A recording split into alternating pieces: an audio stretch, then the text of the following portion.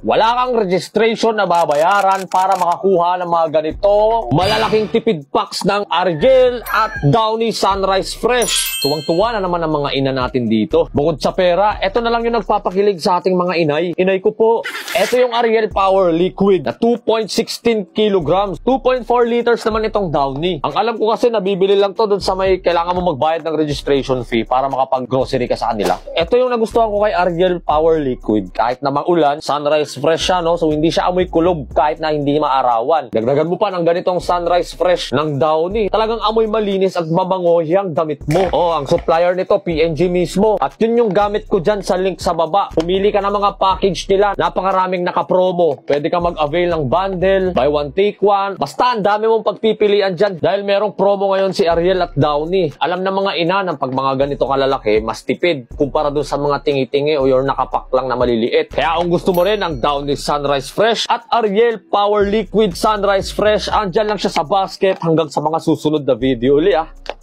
Paalam!